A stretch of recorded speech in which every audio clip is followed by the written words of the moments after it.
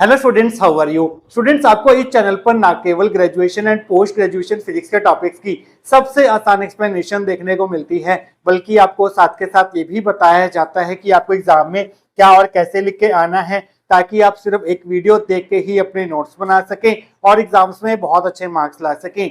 इसी कैटेगरी में आगे बढ़ते हुए आज हम बात करेंगे क्वांटम मैकेनिक्स के एक नए यूनिट आइडेंटिकल पार्टिकल्स के सबसे पहले इंपॉर्टेंट टॉपिक के बारे में, जिसमें आज हम पढ़ेंगे what are identical particles, what are classical identical particles.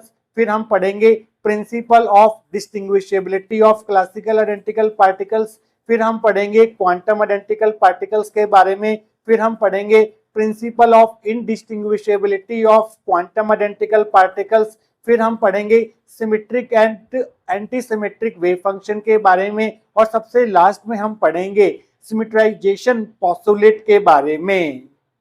देखिए स्टूडेंट्स, आइडेंटिकल पार्टिकल्स वो पार्टिकल्स होते हैं जिनकी इंट्रिंसिक प्रॉपर्टीज सेम होती है। इंट्रिंसिक प्रॉपर्टीज का मतलब ये है कि उनका साइज, शेप, वॉल्यूम, यहाँ तक कि उनका मैग्नेटिक मोमेंट और साथ के साथ स्पिन जैसी प्रॉपर्टी जो है वो सेम होंगी। ऐसे पार्टिकल जिनकी इंट्रिंसिक प्रॉपर्टीज जैसे कि size, shape, volume, spin, magnetic moment etcetera same होता है, ऐसे पार्टिकल्स को हम आइडेंटिकल पार्टिकल्स बोलते हैं। आइडेंटिकल पार्टिकल्स की खास बात ये होती है कि मान लीजिए आपका सिस्टम जो है वो आइडेंटिकल पार्टिकल से मिला के बना है। अगर आप किन्हीं भी दो आइडेंटिकल पार्टिकल्स को इंटरचेंज करते हैं, मींस एक दूसरे के साथ स्वैप करते हैं, उनकी पोजीशंस को इंटरचेंज करते हैं, तब भी सिस्टम के ऊपर कोई भी फर्क हमें देखने को नहीं मिलता है। सिस्टम जो है वो अनअल्टर्ड रहता है, अनअफेक्टेड रहता है, अनचेंज रहता है। ऐसे पार्टिकल्स को हम बोलते हैं आइडेंटिकल पार्टिकल्स। आइडेंटिकल पार्टिकल्स के बहुत सारे एग्जांपल्स हैं, जैसे कि सभी इलेक्ट्रॉन्स जो हैं वो आइडेंटिकल पार्टिकल्स होते हैं। Photons, quarks, positrons, billiard balls, यहाँ तक कि जो हमारे प्लेइंग आइडेंटिकल मार्बल्स होते हैं, प्लास्टिक बॉल्स जो होती हैं same size, same volume, same shape की, वो भी आइडेंटिकल पार्टिकल्स ही मानी जाएंगी। और जो हमारे गैस मॉलिक्यूल्स होते हैं eight normal temperature and pressure, वो भी हमारे आइडेंटिकल पार्टिकल्स माने जाते हैं। फॉर एग्जाम्पल, अगर हम कार्बन एटम की बात करें जिसमें हमारे पास 6 इलेक्ट्रॉन्स होते हैं, उसमें 2 इलेक्ट्रॉन जो हैं वो के शेल में होते हैं और 4 इलेक्ट्रॉन जो हैं वो एल शेल में होते हैं। अगर हम एक के शेल से इलेक्ट्रॉन को उठाकर एल शेल में डाल दें और एल शेल से इलेक्ट्रॉन को उठाकर के शेल में डाल दें, तो हमारा जो सिस्टम है दैट इज कार्बन एटम, वो अनअल्टर्ड रहेगा, अनअफेक्टेड रहेगा। मींस यहाँ पर हम दो पार्टिकल्स को इंटरचेंज कर सकते हैं, उनकी स्वैपिंग कर सकते हैं। वहां ऐसा करने पर जो हमारा सिस्टम है उस पर हमें कोई भी फर्क जो है वो देखने को नहीं मिलता है। अब स्टूडेंट्स, जो हमारे आइडेंटिकल पार्टिकल्स होते हैं उन्हें हम दो कैटेगरीज में डिवाइड कर सकते हैं। एक होते हैं हमारे पास क्लासिकल आइडेंटिकल पार्टिकल्स और एक होते हैं हमारे पास quantum identical particles. Classical identical particles कुछ खास तरह की प्रॉपर्टी शो करते हैं, कुछ खास तरह के कैरेक्टरिस्टिक शो करते हैं। इसी तरह से जो हमारे क्वांटम आइडेंटिकल पार्टिकल्स हैं वो भी कुछ खास तरह के कैरेक्टरिस्टिक्स और खास तरह की प्रॉपर्टी जो है वो हमें एग्जिबिट करके देते हैं। तो स्टूडेंट्स, आइए देखते हैं कि अगर ये क्वेश्चन आपको एग्जाम में पूछा जाता है तो इसकी थ्योरी को आप कहाँ से स्टार्ट करके आएंगे। आइए अब पहले वो देख लेते हैं। तो स्टूडेंट्स, आप हेडिंग बना लीजिए identical particle. Those particles which have same intrinsic properties like mass, volume, size, shape, spin, magnetic moment etcetera are called identical particles. ऐसे पार्टिकल जिनकी इंट्रिंसिक प्रॉपर्टीज सेम होती है उन पार्टिकल्स को हम आइडेंटिकल पार्टिकल्स बोलते हैं। इंट्रिंसिक प्रॉपर्टीज में हमारे पास मास आ जाता है, volume, size, shape, spin, magnetic moment और ऐसी बहुत सारी प्रॉपर्टीज आ जाती हैं। तो आइडेंटिकल पार्टिकल्स की ये सब प्रॉपर्टी जो है वो बिल्कुल सेम रहने वाली हैं। ये तो एक डेफिनेशन हो गया आइडेंटिकल पार्टिकल्स की। आइडेंटिकल पार्टिकल्स को हम इस तरह से भी डिफाइन कर सकते हैं। और identical particles are those particles in a system for which the system remains unaltered by interchanging the particles. अगर सिस्टम हमारा आइडेंटिकल पार्टिकल से मिला के बना हुआ है, तो अगर आप किन्हीं भी दो आइडेंटिकल पार्टिकल्स को इंटरचेंज करते हैं, स्वैप करते हैं, उनकी पोजीशंस को अदला बदली करते हैं, तो हमारा सिस्टम जो है वो अनअफेक्टेड रहता है, अनअल्टर्ड रहता है। तो ऐसे पार्टिकल्स को हम बोलते हैं identical particles. For example, molecules of gas at NTP, billiard balls, electrons, photons, quarks etcetera. तो हमारे पास आइडेंटिकल पार्टिकल्स के एग्जांपल्स हैं molecules of gas eight normal temperature, pressure. Temperature जो है वो 20 डिग्री सेल्सियस होगा और प्रेशर जो है वो 1 एटमॉस्फेयर होगा। तो जब हमारे पास जो मॉलिक्यूल्स होंगे गैस के वो आइडेंटिकल पार्टिकल्स की तरह बिहेव करेंगे, क्योंकि उनकी इंट्रिंसिक प्रॉपर्टीज, ये सभी प्रॉपर्टीज जो हैं वो सेम रहने वाली हैं। इसी तरह से जो हमारे स्नूकर गेम में बिलियर्ड बॉल्स होती हैं वो आइडेंटिकल बॉल्स होती हैं, क्योंकि उनका साइज, शेप, वॉल्यूम सब कुछ हमारे पास सेम रहता है, उनका मास भी सेम होता है। इसी तरह से जो हमारे क्वांटम पार्टिकल्स हैं जैसे कि इलेक्ट्रॉन्स, फोटॉन्स, क्वार्क्स, ये इन सब की इंट्रिंसिक प्रॉपर्टी जो है वो सेम होती हैं, तो ये भी आइडेंटिकल पार्टिकल्स ही कहलाए जाएंगे। Identical particles can be classified into two categories. Classical particles होते हैं हमारे पास, एक क्लासिकल आइडेंटिकल पार्टिकल्स और एक होते हैं हमारे पास क्वांटम आइडेंटिकल पार्टिकल्स। तो आइडेंटिकल पार्टिकल्स को हम दो कैटेगरीज में डिवाइड कर सकते हैं, एक होते हैं हमारे पास क्लासिकल आइडेंटिकल पार्टिकल्स और एक होंगे हमारे पास क्वांटम आइडेंटिकल पार्टिकल्स। तो पहले हम क्लासिकल आइडेंटिकल पार्टिकल्स की बात करेंगे। Such particles exhibit following properties and characteristics. तो क्लासिकल आइडेंटिकल पार्टिकल्स की खास बात ये होगी कि ये कुछ खास तरह की प्रॉपर्टीज, खास तरह के कैरेक्टरिस्टिक जो हैं वो एग्जिबिट करेंगे और उन कैरेक्टरिस्टिक्स को आपको पॉइंट वाइज यहाँ पर मेंशन करना होगा। पहला कैरेक्टरिस्टिक्स ये होगा, these particles can be seen bye naked eyes. ये पार्टिकल्स को हम नॉर्मल आई से देख सकते हैं, इनके लिए हमें किसी भी प्रकार के माइक्रोस्कोप की जरूरत नहीं पड़ेगी। आपके आसपास के सराउंडिंग्स में जितने भी आपको पार्टिकल्स दिखाई देते हैं, चाहे truck, scooter, car, motorcycle, balls हों, बिलियर्ड बॉल्स हों, मॉलिक्यूल्स ऑफ गैस, एनटीपी हों, वो सभी के सभी जो हैं वो नेकेड आई से हम देख सकते हैं। तो ऐसे पार्टिकल्स को हम बोलते हैं क्लासिकल आइडेंटिकल पार्टिकल। जो हमारे कोलॉइडल पार्टिकल्स होते हैं वो भी हमारे क्लासिकल आइडेंटिकल पार्टिकल्स होते हैं, क्योंकि उन्हें हम नेकेड आई से देख सकते हैं। सेकेंड कैरेक्टरिस्टिक्स होगा इनका, trajectory of these particles can be easily traced since each particle can be easily followed during the course of an experiment. For instance, each particle can be colored differently from the rest, or we can tag each classical particle and follow its motion along the path। देखिए student, जो classical identical particles होते हैं इनकी trajectory को हम बहुत easily trace कर सकते हैं। फॉर एग्जांपल, स्नूकर के गेम में आपके पास बहुत सारी बिलियर्ड बॉल्स होती हैं जिन पे अलग अलग जो हैं वो नंबरिंग हम कर सकते हैं 1 to 10। अगर आपके पास 10 बिलियर्ड बॉल्स हैं तो उनके ऊपर हम 1 2 3 4 5 6 7 8 9 10 नंबरिंग कर सकते हैं, या फिर उन नंबरिंग ना करके उन बिलियर्ड बॉल्स पर हम डिफरेंट कलर कर सकते हैं। तो जब आप उसको स्नूकर के गेम में खेलते हैं तो उनके ट्रेजेक्टरी को हम बहुत इजीली ट्रेस कर सकते हैं कि कौन से कलर की बॉल जो है वो किस डायरेक्शन में गई है, कौन से नंबर की बॉल जो है वो किस डायरेक्शन में गई है। इसी तरह से जो हमारे क्लासिकल आइडेंटिकल पार्टिकल्स होते हैं उनको हम टैग भी कर सकते हैं।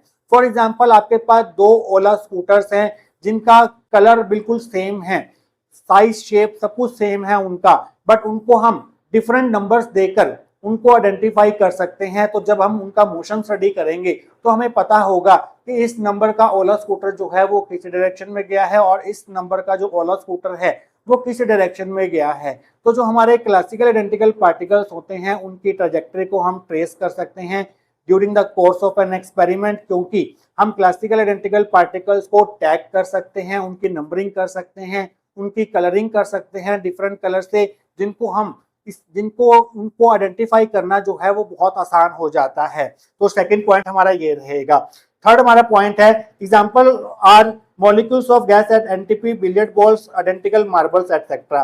तो क्लासिकल आइडेंटिकल पार्टिकल्स के कुछ एग्जांपल्स आपको एग्जाम में लिखने होंगे, जैसे कि molecules of gas at NTP. NTP का मतलब है normal temperature pressure, temperature 20 degree Celsius, pressure अगर 1 एटमॉस्फेयर है तो आपके जो मॉलिक्यूल्स ऑफ गैस हैं वो क्लासिकल आइडेंटिकल पार्टिकल्स कहलाए जाएंगे। और हमारे पास बिलियर्ड बॉल्स एग्जांपल्स हैं, उनका साइज, शेप, वॉल्यूम, मास सब कुछ सेम है, बट उनको हम क्या कर सकते हैं, डिफरेंट कलरिंग कर सकते हैं, उनकी डिफरेंट टैग्स दे सकते हैं, उनको उनकी डिफरेंट नंबरिंग कर सकते हैं। इसी तरह से जो हमारे आइडेंटिकल मार्बल्स होते हैं जो हम बचपन में खेलते थे कंचे, वो भी हमारे क्या होंगे, क्लासिकल आइडेंटिकल पार्टिकल्स होंगे, क्योंकि उन्हें हम नेकेड आई से देख सकते हैं, उनकी ट्रेजेक्टरी को हम ट्रेस कर सकते हैं during the course of an experiment. उन मार्बल्स को हम अलग कलरिंग कर सकते हैं, उनकी अलग नंबरिंग कर सकते हैं, सो दैट उनके मोशन को हम फॉलो कर सकते हैं कि वो कौन सा पाथ फॉलो कर रहे हैं। तो ये एग्जांपल्स हैं हमारे क्लासिकल आइडेंटिकल पार्टिकल्स के। तो स्टूडेंट्स, इसके बाद दो कैरेक्टरिस्टिक्स और हमें स्टडी करने हैं क्लासिकल आइडेंटिकल पार्टिकल्स के, फिर हमें क्लासिकल आइडेंटिकल पार्टिकल से रिलेटेड एक बहुत ही इंपॉर्टेंट प्रिंसिपल स्टडी करना है, जो कि होगा principle of distinguishability of classical identical particles. ये हम करेंगे नेक्स्ट सेक्शन के अंदर।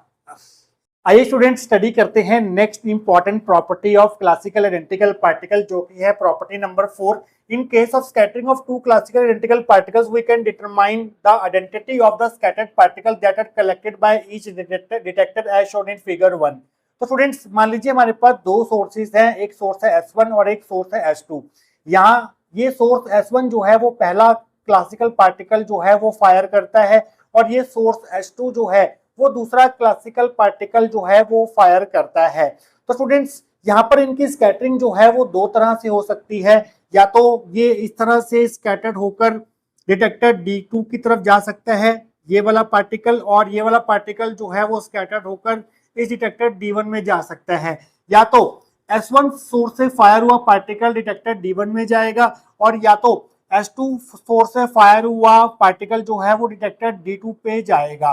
अब कौन सा particle source S1 and source S2 से निकला हुआ पार्टिकल कौन से डिटेक्टर की तरफ जा रहा है, ये हम बहुत इजीली आइडेंटिफाई कर सकते हैं। वो कैसे कर सकते हैं? फॉर एग्जांपल, अगर हम सोर्स S1 से फायर हुए पार्टिकल को रेड कलर से मार्क कर दें और सोर्स S2 से फायर हुए पार्टिकल को हम येलो कलर से मार्क कर दें, तो हम इजीली आइडेंटिफाई कर पाएंगे कि क्या D1 ने रेड कलर का पार्टिकल कलेक्ट किया है या येलो कलर का पार्टिकल कलेक्ट किया है। इस केस में D1 ने येलो कलर का पार्टिकल जो है वो कलेक्ट किया होगा, और इस केस में डिटेक्टर D2 ने रेड कलर का पार्टिकल जो है वो कलेक्ट किया होगा।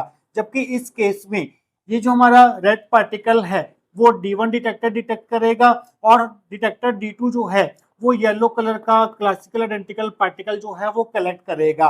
क्योंकि हम क्लासिकल आइडेंटिकल पार्टिकल्स की कलरिंग कर सकते हैं, उनकी नंबरिंग कर सकते हैं, उनको टैग कर सकते हैं, इस तरह से हम ये कह सकते हैं कि जब भी किन्हीं भी दो क्लासिकल आइडेंटिकल पार्टिकल्स की स्कैटरिंग होगी तो कौन सा पार्टिकल किस डिटेक्टर के द्वारा कलेक्ट किया जाएगा, ये हम बहुत इजीली आइडेंटिफाई कर सकते हैं। क्योंकि ये पार्टिकल जो हैं उनकी हम कलरिंग कर सकते हैं, टैगिंग कर सकते हैं, नंबरिंग कर सकते हैं, इनकी ट्रैजेक्टरी को हम बहुत इजीली ट्रेस कर सकते हैं इस स्कैटरिंग एक्सपेरिमेंट में। तो ये जो हमारा फिगर 1 है जिसमें हमारे ये दो फिगर्स आ जाएंगे, इसमें आप क्या लिखेंगे? Scattering of two identical classical identical particles, we can easily tell whether the particle fired from source S1 and S2 will make it to the detector D1 और D2। तो ये फिगर जो है वो स्कैटरिंग शो कर रहा है दो क्लासिकल आइडेंटिकल पार्टिकल्स की, और यहाँ पर हम बहुत इजीली बता सकते हैं कि source S1 and source S2 से फायर हुआ पार्टिकल क्या डिटेक्टर D1 में जाएगा या फिर डिटेक्टर D2 के द्वारा कलेक्ट किया जाएगा।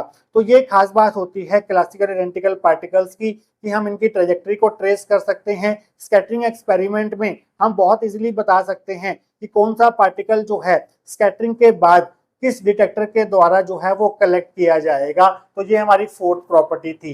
फिफ्थ प्रॉपर्टी है they are easily distinguishable.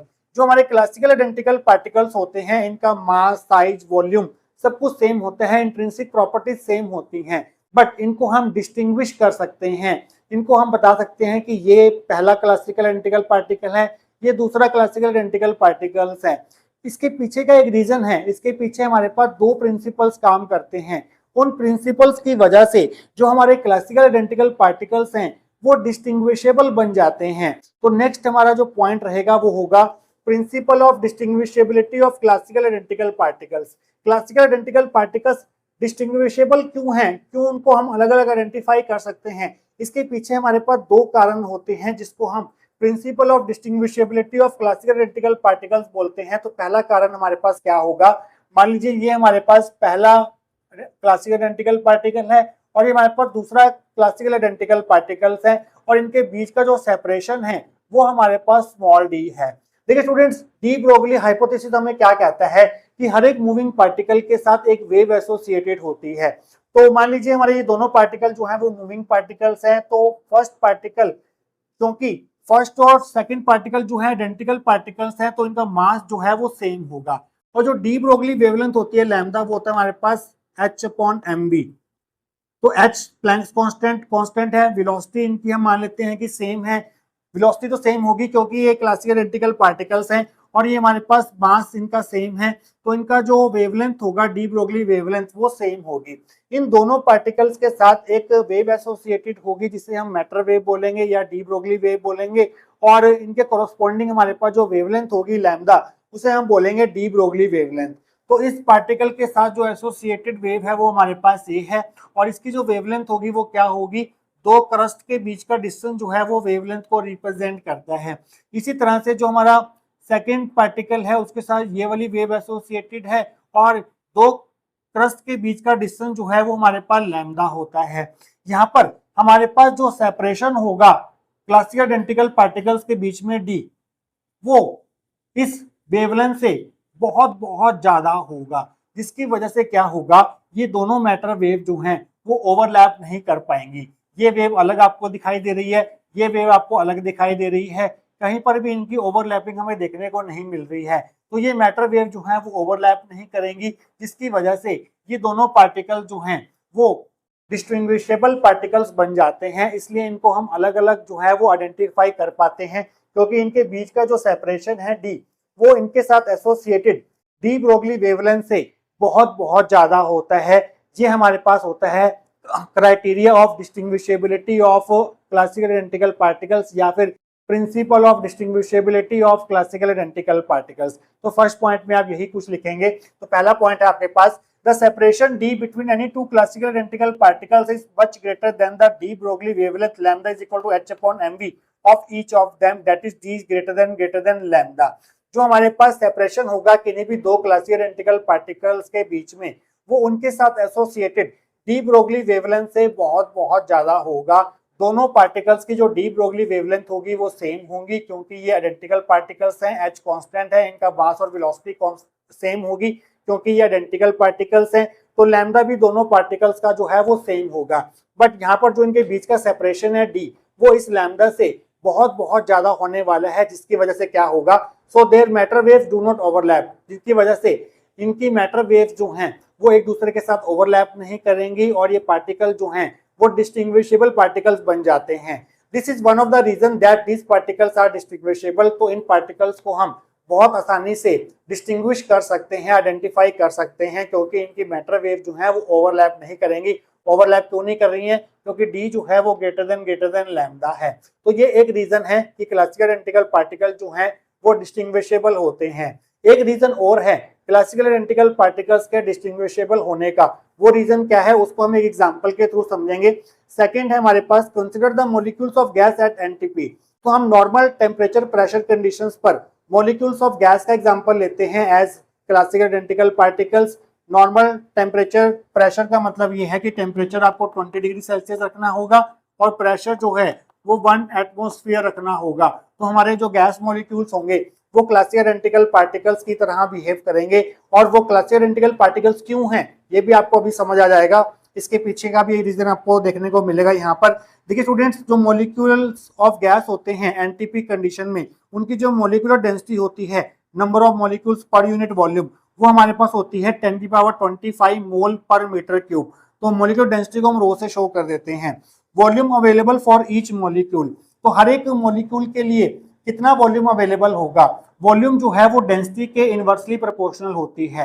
Density का ऑर्डर जो है वो 10⁻25 है। तो हमारे पास volume available for each molecule का वॉल्यूम का ऑर्डर कितना हो जाएगा, डेंसिटी का ऑर्डर है 10⁻25, तो ये ऊपर आएगा तो माइनस में आ जाएगा। तो जो हमारे पास volume available for each molecule होगा उसका जो ऑर्डर होगा वो 10⁻25 मीटर क्यूब होगा। जो मॉलिक्यूलर डेंसिटी का ऑर्डर है उसका आपको साइन चेंज कर देना है, तो वो हमारे पास वॉल्यूम का ऑर्डर होगा किसके लिए, जो हर एक मॉलिक्यूल के लिए अवेलेबल होगा, क्योंकि वॉल्यूम और डेंसिटी जो है वो एक दूसरे के रेसिप्रोकल हैं। डेंसिटी का ऑर्डर है 10⁻25, तो वॉल्यूम का ऑर्डर हो जाएगा 10⁻25। इसे हम V1 मान लेते हैं। मॉलिक्यूलर रेडियस, हर एक मॉलिक्यूल की जो अप्रोक्सीमेट रेडियस होती है वो होती है 10⁻10 मीटर, और हर एक गैस मॉलिक्यूल को हम स्फेरिकल मान के चलते हैं। तो वॉल्यूम ऑफ ईच मॉलिक्यूल कितना हो जाएगा, जिससे हम V2 बोलेंगे। वॉल्यूम ऑफ स्फीयर होता है 4/3 πr क्यूब। पाई की वैल्यू 22/7 पुट कर दी, आर की वैल्यू 10⁻−10 पुट कर दी। तो यहाँ पर ये तो कांस्टेंट है 4/3 22/7, तो 10⁻−10 को क्यूब करने पर हमारे पास जो इस V2 का ऑर्डर निकल के आएगा वो 10⁻30 निकल के आएगा। तो V2 जो है वो अप्रोक्सीमेटली 10⁻30 मीटर क्यूब के बराबर होगा। तो हर एक मॉलिक्यूल का वॉल्यूम इतना है हमारे पास 10⁻30 मीटर क्यूब, बट हर मॉलिक्यूल के लिए जो अवेलेबल वॉल्यूम है वो इतना है। तो अगर हम रेशो निकालें V1 और V2 का, V1 हमारे पास 10⁻25 है और V2 हमारे पास 10⁻30 है। 10⁻30 को ऊपर लाएंगे तो ये +30 बन जाएगा, तो V1/V2 आ जाएगा 10⁵। तो V1 जो है क्रॉस मल्टीप्लाई करके 10⁵ V2 होगा। मीन्स V1 जो है वो V2 से 10⁵ टाइम्स बहुत बड़ा होगा, जो कि एक बहुत बड़ा नंबर है। तो V1 जो है वो यहाँ पर बहुत बहुत ज्यादा रहने वाला है V2 से, या आप ऐसे कह सकते हैं कि V2 जो है वो बहुत बहुत कम रहने वाला है V1 से।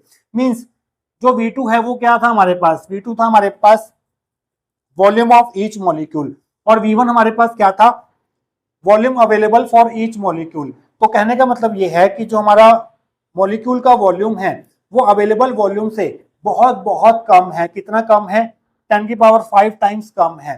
तो मान लीजिए हमारे पास 2 कंटेनर है यहाँ पर, और ये हमारे पास 2 कंटेनर है। तो हमारे पास वॉल्यूम अवेलेबल इतना है दोनों कंटेनर्स में। कितना वॉल्यूम अवेलेबल है, वो हमारे पास है V1, और हमारे पास जो V2 है वॉल्यूम ऑफ मॉलिक्यूल वो बहुत कम है V1 के कंपैरिजन में। हमारा मॉलिक्यूल सिर्फ इतना सा है, हमारा मॉलिक्यूल सिर्फ इतना सा है। तो यहाँ पर ये V2 है हमारे पास, ये V2 है हमारे पास। तो आप देख सकते हैं कि V2 जो है वो बहुत बहुत छोटा है V1 से।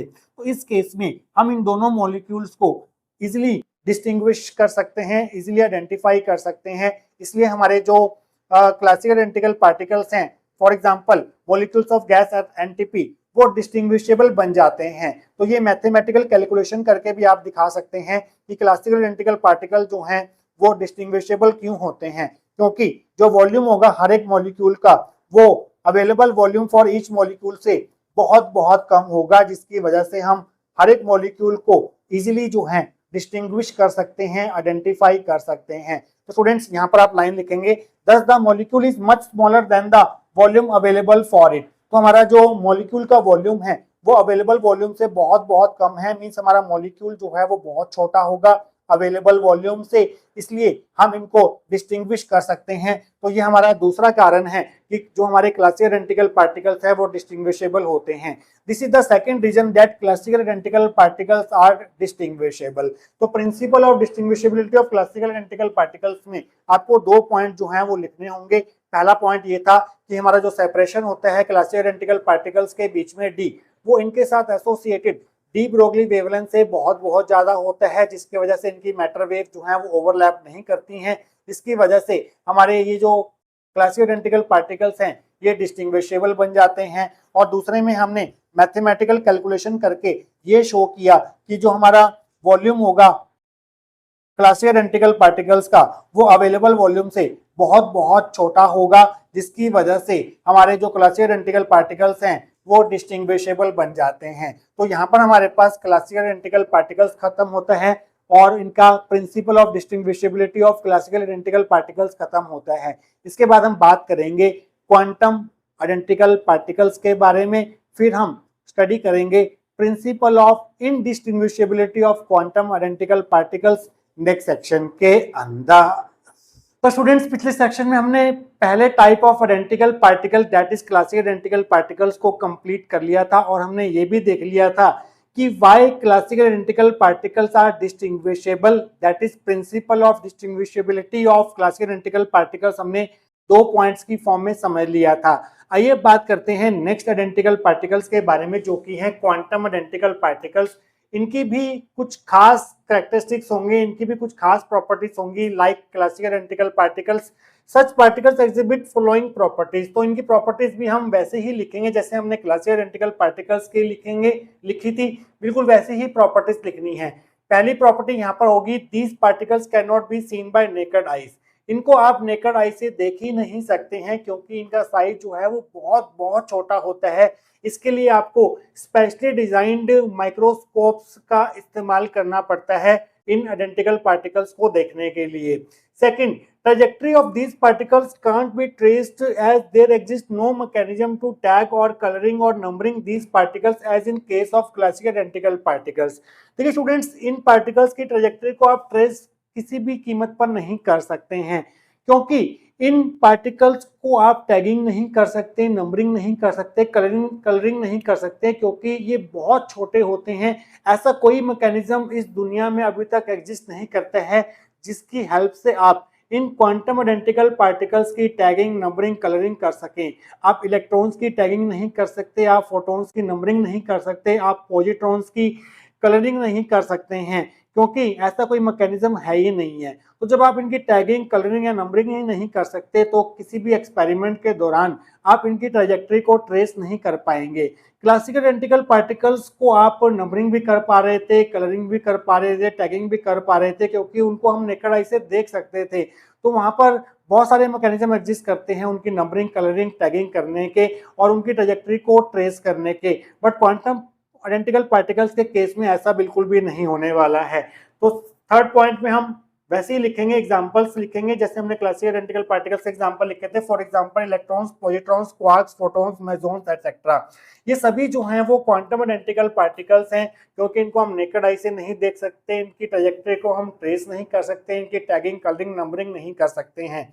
ये हमारे पास फोर्थ पॉइंट है। In case of scattering of two quantum identical particles we can not determine the identity of the scattered particles that are collected by each detector. देखिए स्टूडेंट्स, यहाँ पर हम वही डायग्राम बनाएंगे जैसा हमने क्लासिकल आइडेंटिकल पार्टिकल्स की स्कैटरिंग के दौरान बनाया था।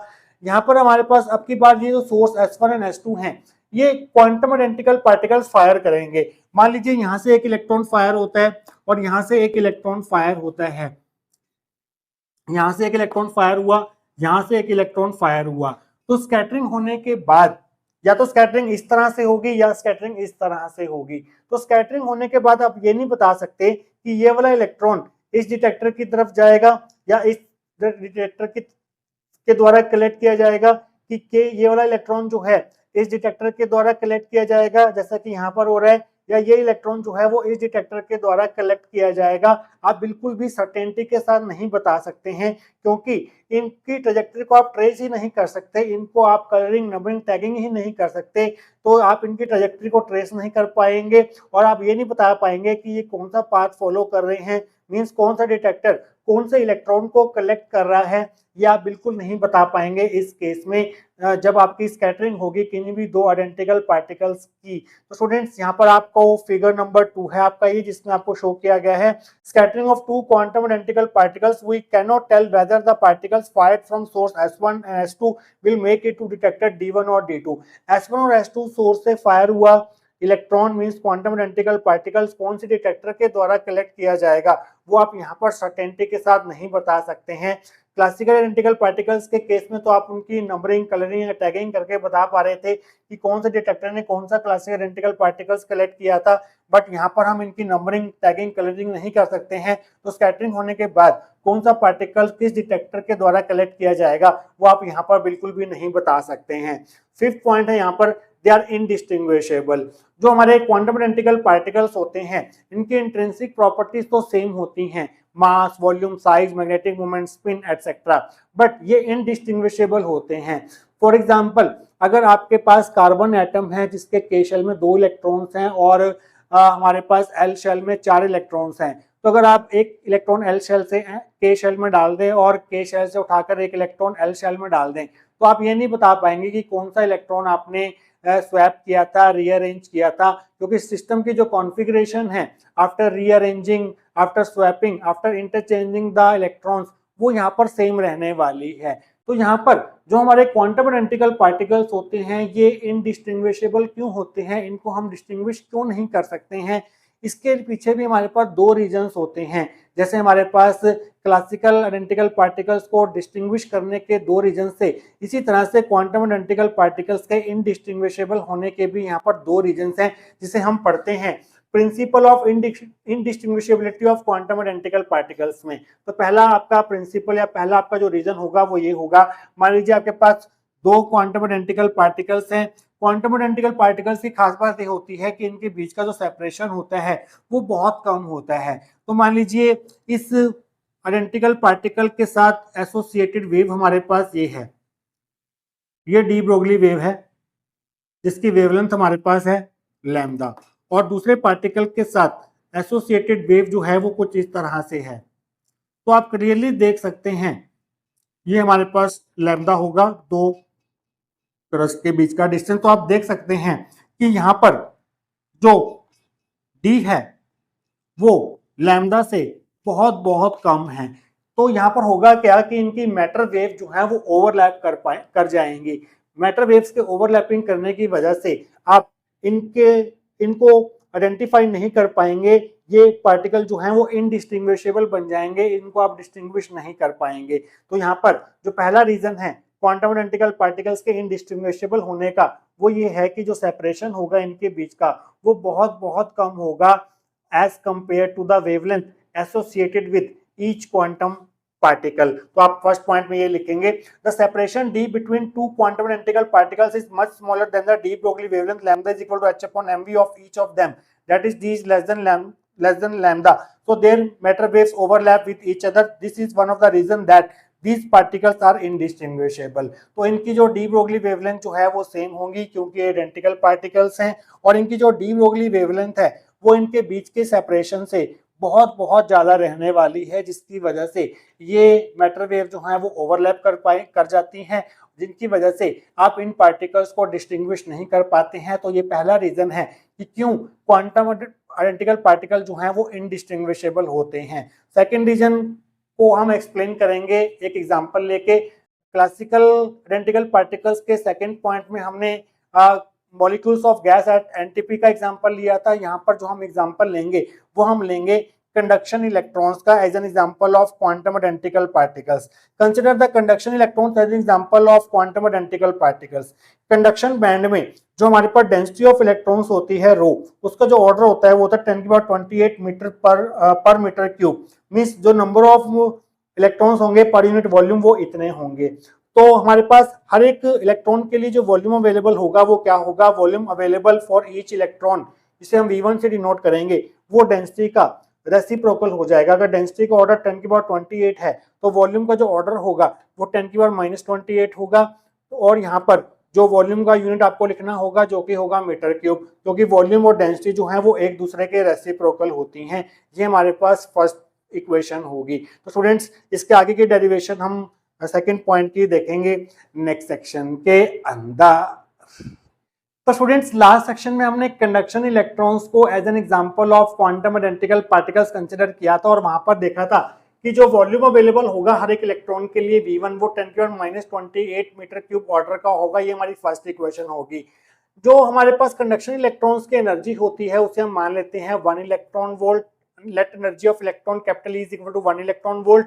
अगर हम इसको जूल्स में चेंज करें तो ये बन जाएगा 1.6 इंटू 10⁻19 जूल्स, क्योंकि 1 इलेक्ट्रॉन वोल्ट में इतने जूल्स होते हैं। तो अगर हम मोमेंटम ऑफ इलेक्ट्रॉन की बात करें P, वो क्या होगा हमारे पास square root of 2me। Mass of electron 9.31 into 10⁻31 put करें, एनर्जी हमारे पास इतनी है 1.6 इंटू 10⁻19, साथ में 2 मल्टीप्लाई में और इसका स्क्वायर रूट करें तो हमें इसको मोमेंटम मिलेगा 0.5 इंटू 10⁻24 किलोग्राम मीटर पर सेकेंड।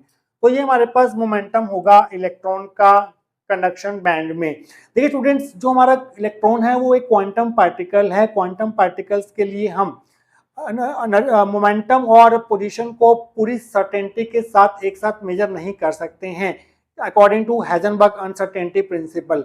अगर हम यहाँ पर पोजीशन को एक्यूरेसी के साथ फाइंड करने की कोशिश करेंगे तो उसके मोमेंटम में अनसर्टेनिटी आ जाएगी। अगर हम मोमेंटम को एक्यूरेसी के साथ फाइंड करने की कोशिश करेंगे तो हमारे पास पोजीशन में अनसर्टेनिटी आ जाएगी। तो हमें यहाँ पर uncertainty in momentum and uncertainty in position की बात करनी पड़ेगी। मोमेंटम हमारे पास इतना है जिसका ऑर्डर है 10⁻24 kg मीटर पर सेकेंड। तो जो हमारा अनसर्टेनिटी इन मोमेंटम होगा कंडक्शन इलेक्ट्रॉन का, उसका ऑर्डर जो है वो इतना ही होगा जितना हमारे पास मोमेंटम का ऑर्डर है। मोमेंटम का ऑर्डर चेंज नहीं होगा अनसर्टेनिटी ऑफ मोमेंटम निकालते हुए। सिर्फ हम यहाँ पर 0.5 को नेग्लेक्ट कर सकते हैं क्योंकि बहुत छोटे टर्म है। तो हमारे पास अनसर्टेनिटी इन मोमेंटम, इसे हम डेल्टा पी से डिनोट करेंगे, उसका ऑर्डर भी हमारे पास इस ऑर्डर के बराबर होगा 10⁻24 किलोग्राम मीटर पर सेकेंड। अब हमें अनसर्टेनिटी इन पोजीशन निकालना है, जिसके लिए हम यूज करेंगे Heisenberg uncertainty principle. According to Heisenberg uncertainty principle we have delta x into delta p is approximately equal to h। तो यहाँ से डेल्टा x आ जाएगा h upon delta p। Delta x जो है वो अनसर्टेनिटी इन पोजीशन को represent कर रहा है, तो डेल्टा x हो जाएगा हमारे पास, h की वैल्यू पुट कर दो 6.6 इंटू 10⁻34, डेल्टा p की वैल्यू पुट कर दो ये वाली 10⁻24 किलोग्राम मीटर पर सेकंड। इसे सॉल्व करके आपको मिलेगा delta x is equal to 0.6 into 10⁻9 metre. तो इस 0.66 को हम नेग्लेक्ट कर सकते हैं, तो delta x uncertainty in position का जो ऑर्डर होगा वो 10⁻9 मीटर होगा। अगर हम बात करें वॉल्यूम ऑफ कंडक्शन इलेक्ट्रॉन की, इलेक्ट्रॉन को हम एज अ स्फेरिकल ऑब्जेक्ट मान सकते हैं, तो वो होगा हमारे पास 4/3 पाई आर क्यूब। अब जो रेडियस होगी इलेक्ट्रॉन की वो किसके बराबर होगी, इस अनसर्टेनिटी इन पोजीशन के बराबर होगी यहाँ पर, क्योंकि जो हमारा इलेक्ट्रॉन है वो इसी पोजीशन के अंदर रह सकता है, तो उसकी जो रेडियस का ऑर्डर होगा वो हमारे पास 10⁻9 metre means uncertainty in position के बराबर होगा। तो इस आर की जगह पर हम डेल्टा एक्स पुट करेंगे 4/3 पाई डेल्टा एक्स क्यूब। तो डेल्टा एक्स की वैल्यू पुट कर दो 4/3 पाई 22/7 इंटू 10⁻9 ऊपर 3 है, तो इनको छोड़ दो, ये कॉन्स्टेंट्स हैं। तो यहाँ पर जो ऑर्डर आएगा इस V2 का वॉल्यूम ऑफ कंडक्शन इलेक्ट्रॉन का वो क्या होगा 10⁻27। V2 होगा हमारे पास 10⁻27 मीटर क्यूब। ये हमारे पास सेकंड इक्वेशन होगी। देखिए स्टूडेंट्स, फर्स्ट इक्वेशन से हमारे पास अवेलेबल वॉल्यूम था इलेक्ट्रॉन का इतना 10⁻28 और हमारे पास एक इलेक्ट्रॉन का वॉल्यूम हमारे पास इतना है, तो ये और ये जो है वो अप्रोक्सीमेटली बराबर हैं। तो हमारे पास मान लीजिए दो बॉक्सेस हैं जिनका वॉल्यूम हमारे पास है कितना V1 V1, जो कि हमारे पास कितने ऑर्डर का है 10⁻28 ऑर्डर का है, और इलेक्ट्रॉन यहाँ पर इन दोनों में एक इलेक्ट्रॉन प्लेस करते हैं और इलेक्ट्रॉन का वॉल्यूम हमारे पास इतना है। तो ऑलमोस्ट इलेक्ट्रॉन जो है वो वॉल्यूम ऑफ कंटेनर के बराबर ही हमारे पास वॉल्यूम ऑक्यूपाई करेगा। ये हमारे पास V2 है और ये हमारे पास V2 है। तो इन इलेक्ट्रॉन्स के बीच का जो सेपरेशन है वो बहुत ही कम हो गया है यहाँ पर, जिसकी वजह से इनकी मैटर वेव जो है वो ओवरलैप करेंगी ही करेंगी, क्योंकि इनका बीच का सेपरेशन जो है वो बहुत कम है, जिनकी वजह से हम इलेक्ट्रॉन्स को यहाँ पर डिस्टिंग्विश नहीं कर पाएंगे। इसलिए जो हमारे क्वांटम आइडेंटिकल पार्टिकल्स होते हैं वो इनडिस्टिंग्विशेबल होते हैं, क्योंकि जो साइज होता है हमारे पास क्वांटम आइडेंटिकल पार्टिकल्स का वो अवेलेबल वॉल्यूम के ऑलमोस्ट सिमिलर होता है, बिल्कुल बराबर होता है। 10⁻27 10⁻28 ऑर्डर जो है वो अप्रोक्सीमेटली यहाँ पर सेम निकल के आ रहा है। तो आप यहाँ पर लिखेंगे from 1 and 2 it is clear that V1 is approximately equal to V2, that is volume available for each electron is nearly equal to the volume that is size of electron। तो जितना हमारे पास वॉल्यूम अवेलेबल है electron के लिए उतना तो हमारे पास साइज ही आ रहा है, मींस वॉल्यूम ही निकल के आ रहा है इलेक्ट्रॉन का। तो हमारे पास इन दोनों की मैटर वेव जो है वो ओवरलैप करेंगी, क्योंकि इनके बीच का सेपरेशन जो है वो बहुत कम है। तो अब यहाँ पर लिखेंगे so their matter waves will definitely overlap each other, this is the second reason that these particles are indistinguishable. और मैटर वेव्स के ओवरलैप होने की वजह से, इनके बीच का सेपरेशन कम होने की वजह से जो साइज है आइडेंटिकल पार्टिकल्स का वो अवेलेबल वॉल्यूम के ऑर्डर के बराबर होने की वजह से इन पार्टिकल्स को डिस्टिंग्विश कर पाना इम्पॉसिबल है, मींस ये इनडिस्टिंग्विशेबल होते हैं। तो स्टूडेंट्स, इसी indistinguishability of quantum identical particle से हमारे पास symmetric and anti symmetric wave function देखने को मिलते हैं। वो कैसे देखने को मिलेंगे आइए उसको बात करते हैं। तो आप हेडिंग बना लीजिए symmetric and anti symmetric wave functions. Let us consider a system having n quantum identical particle. सबसे पहले हम एक सिस्टम कंसीडर करेंगे जिसमें हमारे पास n क्वांटम आइडेंटिकल पार्टिकल्स हैं। तो ऐसे सिस्टम का जो वेव फंक्शन होगा उसे हम कैसे रिप्रेजेंट करेंगे, the wave function of system is represented as, जो वेव फंक्शन होता है वो space time coordinates of identical particle से रिप्रेजेंट किया जाएगा, और वो हम रिप्रेजेंट करेंगे psi 1 2 up to i j up to n। यहाँ पर ये 1 2 i j n जो हैं वो नंबर्स नहीं है, एक्चुअली ये space time coordinates of identical particles को रिप्रेजेंट कर रहे हैं। जैसे हमारे पास ये 1 जो है वो x1 y1 z1 t that is space time coordinates of first particle को रिप्रेजेंट कर रहा है।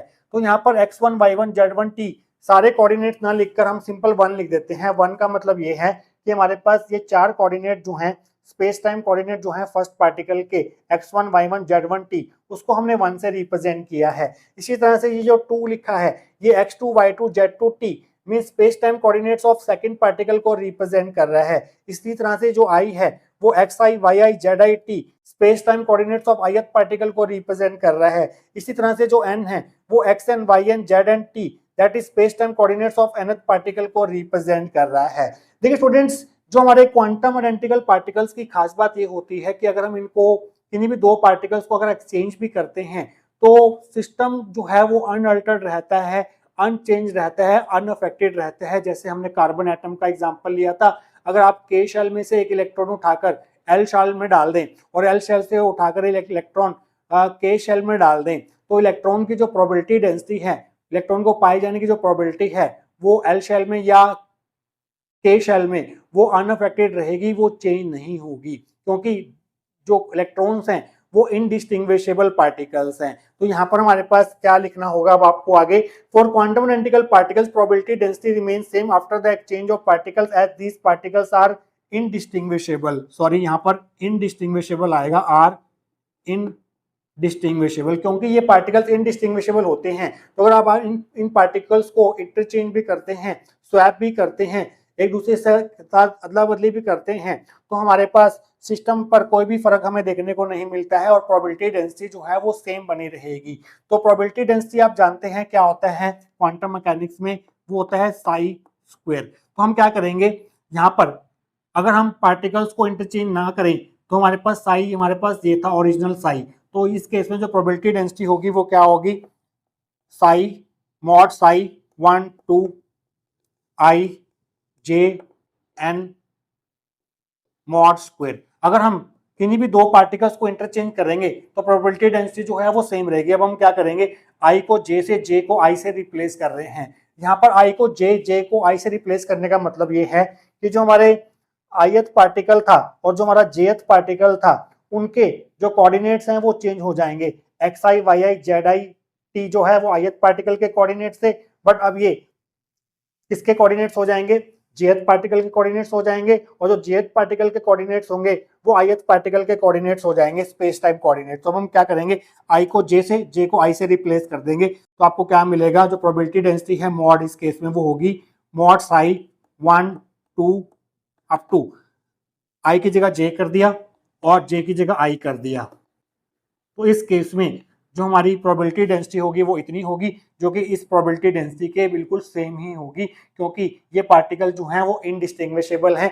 इनकी इंटरचेंजिंग करने पर भी, इनकी स्वैपिंग करने के बाद भी, किन्हीं भी दो पार्टिकल्स को इंटरचेंज या स्वैप करने के बाद भी जो प्रोबेबिलिटी डेंसिटी है वो सेम रहेगी। तो अगर आप दोनों तरफ से स्क्वायर हटाएंगे तो यहाँ पर हमें प्लस माइनस का साइन देखने को मिलेगा, तो ये बनेगा स्क्वायर हटाएंगे और दोनों तरफ से मॉड हटाएंगे तो आपको प्लस माइनस साइन लगाना होगा, क्योंकि मॉड जो है वो प्लस और नेगेटिव दोनों हो सकता है। Psi 1 2 i j up to n that will be equal to plus minus psi 1 2 j i up to n. तो स्टूडेंट्स ये बहुत ही इंपॉर्टेंट रिजल्ट है जो हमें देखने को मिल रहा है, किससे, principle of indistinguishability of quantum identical particles से। देखिए स्टूडेंट्स, अगर हम पार्टिकल्स को इंटरचेंज कर रहे हैं, किन्हीं भी दो पार्टिकल्स को आई को जे से, जे को आई से रिप्लेस कर रहे हैं, तो हमारा वेव फंक्शन या तो पॉजिटिव निकल के आएगा या नेगेटिव निकल के आएगा। अगर पार्टिकल्स को एक्सचेंज करने के बाद वेव फंक्शन का साइन पॉजिटिव रहता है, मींस वेव फंक्शन में अगर कोई भी चेंज नहीं होता है, तो उस वेव फंक्शन को हम बोलते हैं सिमेट्रिक वेव फंक्शन।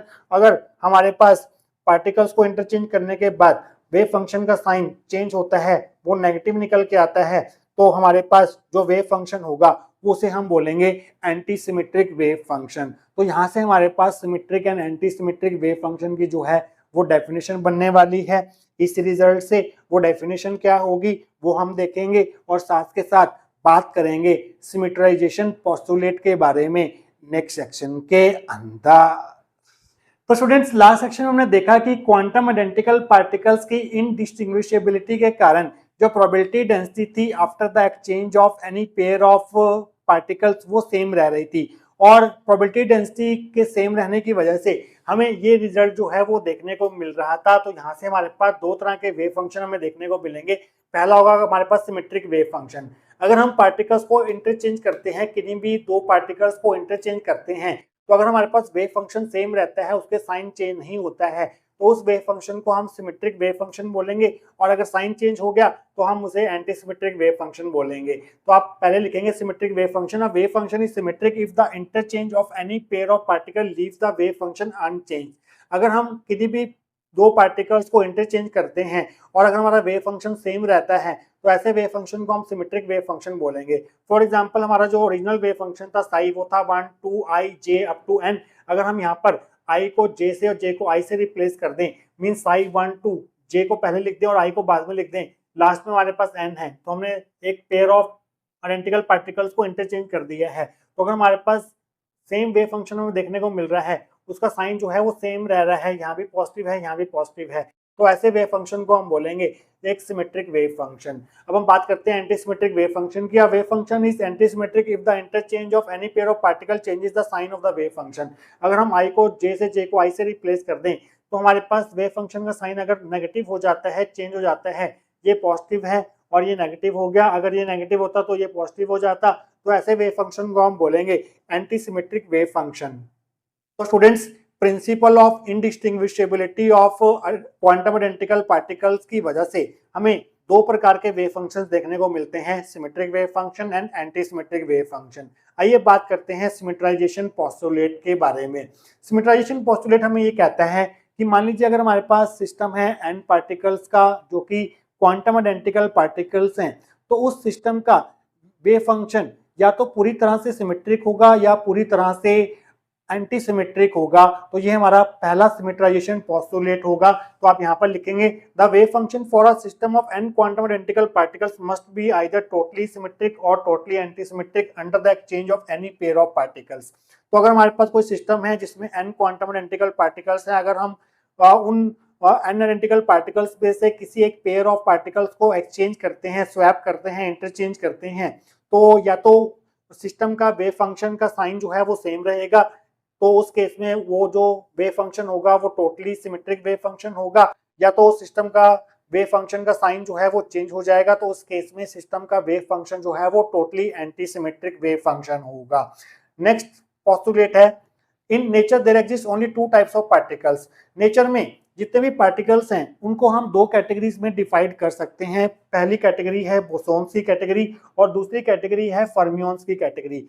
बोसोन्स के बहुत अच्छे एग्जांपल्स हैं हमारे पास, फोटॉन्स, फोनॉन्स, मेसॉन्स एटसेट्रा, और भी बहुत सारे एग्जांपल्स हैं, बट आप तीन याद रख लीजिए। इसी तरह से फर्मियंस के भी हमारे पास बहुत सारे एग्जांपल्स हैं, उनमें से तीन मेन एग्जांपल हैं, electron, positrons, quarks etcetera. Bosons की प्रॉपर्टीज और फर्मियंस की प्रॉपर्टी जो है वो डिफरेंट होती हैं। पहली प्रॉपर्टी जो होती है बोसोन्स की वो ये होती है कि इनकी जो स्पिन होती है वो reduced Planck's constant h cut के इंटीग्रल मल्टीपल में होती है। मींस या तो उनकी स्पिन 0 होगी या 1h कट होगी या 2h कट होगी या 3h कट होगी, मींस h कट के इंटीग्रल मल्टीपल में होगी।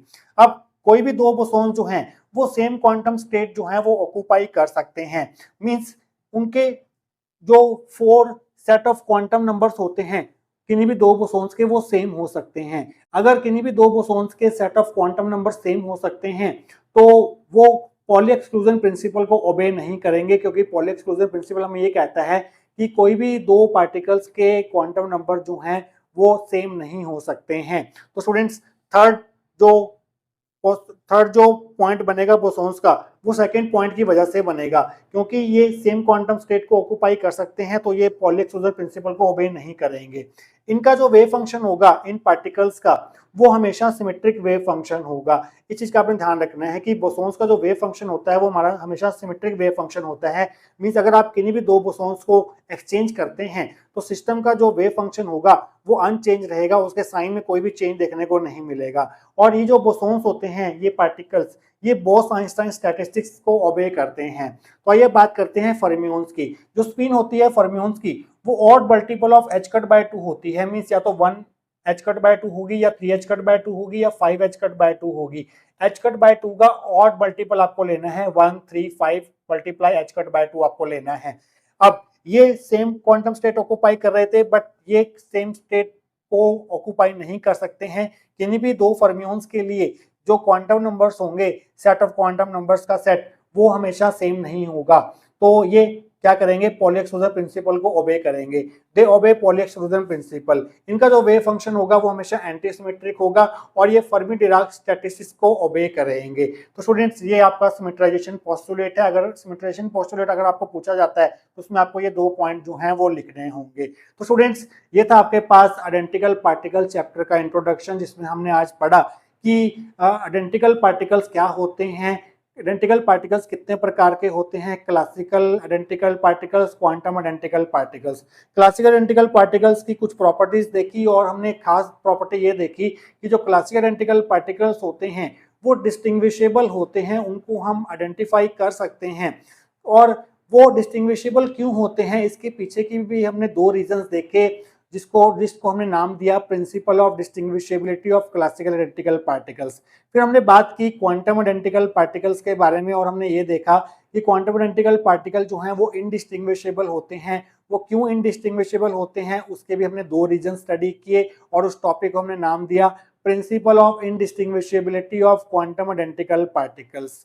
फिर हमने बात की symmetric and anti symmetric wave function के बारे में, जो कि किसकी वजह से हमें देखने को मिल रहे थे, क्वांटम आइडेंटिकल पार्टिकल्स के इनडिस्टिंग्विशेबल होने की वजह से हमें 2 वेव फंक्शन देखने को मिल रहे थे, क्योंकि प्रोबेबिलिटी डेंसिटी जो है वो सेम रह रही थी after the exchange of any pair of quantum identical particles, जिसकी वजह से हमें 2 वेव फंक्शन देखने को मिले, symmetric and anti symmetric wave function. और लास्ट में हमने 2 पोस्टुलेट स्टडी किए जिसे हमने नाम दिया सिमेट्राइजेशन पोस्टुलेट, और वो हमें ये कहता है कि अगर हमारे पास कोई सिस्टम है जिसमें हमारे पास n आइडेंटिकल पार्टिकल्स हैं, क्वांटम आइडेंटिकल पार्टिकल्स हैं, तो उनका वेव फंक्शन या तो टोटली सिमेट्रिक होगा या टोटली एंटी सिमेट्रिक होगा।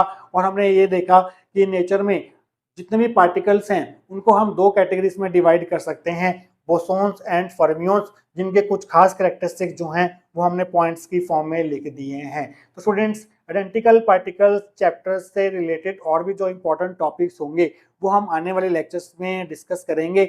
मिलेंगे उन टॉपिक्स के साथ। Till then take care.